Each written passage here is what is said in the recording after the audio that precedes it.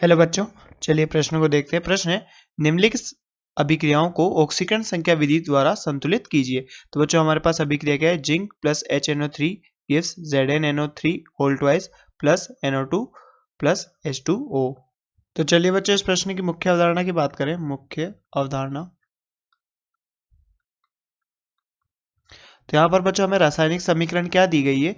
Zinc plus HNO3 gives बच्चों यहाँ पर क्या? ZnNO3 whole twice plus NO2 plus H2O। तो बच्चों हमें यहाँ पर ये रासायनिक समीकरण लिखिए। तो सबसे पहले प्रथम चरण में बच्चों हम क्या करते हैं? यहाँ पर ऑक्सीकरण संख्या लिखते हैं बच्चों सभी पे। तो सबसे पहले क्या करेंगे बच्चों? हम ऑक्सीकरण संख्या लिखेंगे प्रथम चरण में या प्रथम पद में, ऑक्सीकरण संख्या। तो बच्चों ऑक्सीकरण संख्या अगर हम यहाँ देखें तो बच्चों जिंक कितनी ऑक्सीकरण संख्या दर्शा रहा है यहाँ पर? बच्चों पहले 0, यहाँ पर हाइड्रोजन +1 में, नाइट्रोजन बच्चों यहाँ पर +5 में, ऑक्सीजन बच्चों यहाँ पर -2 में, या जिंक बच्चों +2 में, नाइट्रोजन यहाँ पर +5 में, ऑक्सीजन -2 में, या नाइट्रोजन बच्चों +4 में, ऑक्सीजन -2 में, हाइड्रोजन +1 में और ऑक्सीजन -2 में।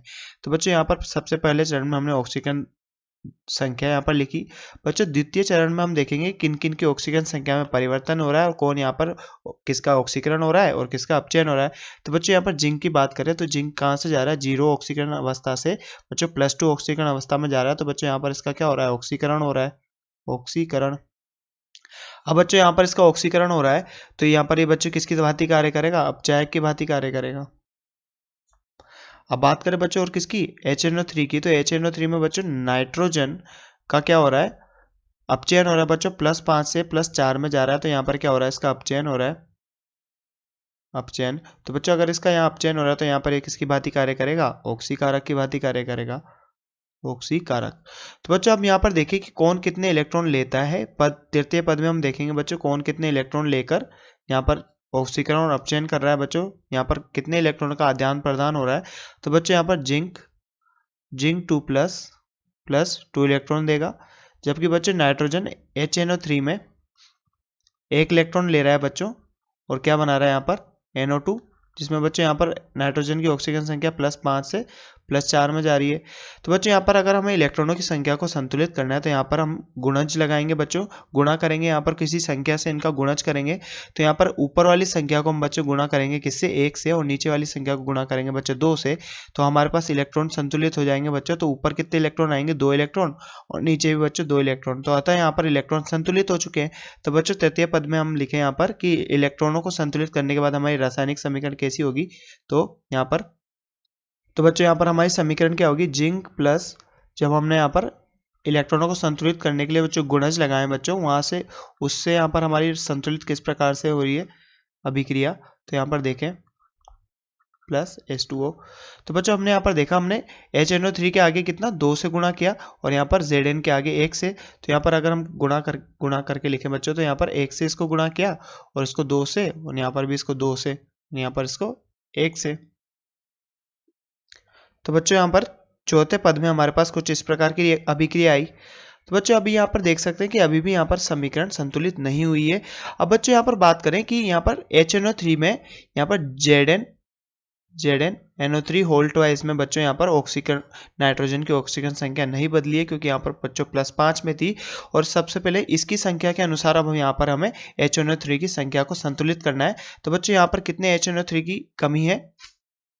तो बच्चों यहाँ पर देख सकते हैं कि कितने NO3 नाइट्राइट आयन लग रहे हैं बच्चों। कितने नाइट्राइट आयन लग रहे हैं? 2 नाइट्राइट आयन और लग रहे हैं। तो बच्चों हम यहाँ पर 2 HNO3 और जोड़ देंगे। तो हमारे 5वें चरण में बच्चों हम किसको?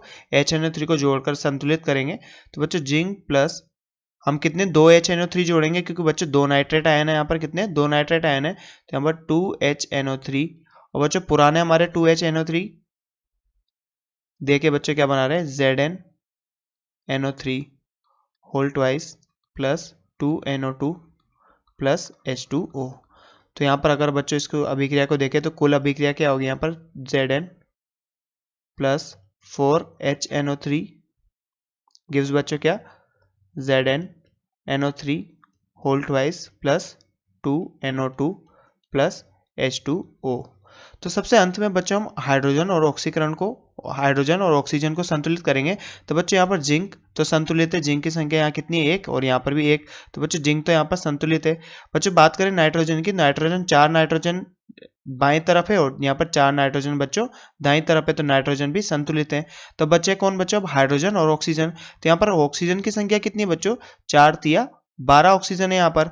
अब बच्चों यहाँ पर ऑक्सीजन की संख्या की बात करी जाए तो यहाँ पर ऑक्सीजन की कितनी संख्या है बच्चों, तो ऑक्सीजन 6 + 4 + 1। तो बच्चों यहाँ पर ऑक्सीजन की संख्या 11 है, तो हमें यहाँ पर संतुलित करने के लिए एक ऑक्सीजन बढ़ाना होगा। तो हम यहाँ पर क्या करेंगे बच्चों, H2O के आगे 2 लगा देंगे।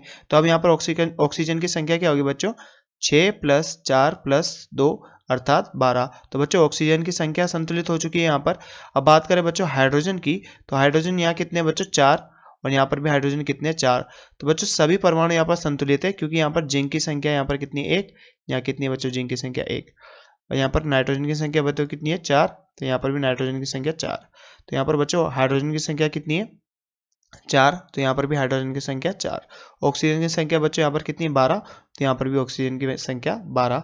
तो बच्चों यहाँ पर सभी परमाणु क्या है, संतुलित हो चुके हैं। तो अर्थात जो बच्चों ये हमारी समीकरण है ये संतुलित समीकरण होगी। तो यहाँ पर अगर हम बात करें तो हमारे संतुलित समीकरण क्या होगी बच्चों, जिंक + 4HNO3 gives बच्चों ZnNO3 whole twice plus 2NO2 + 2H2O।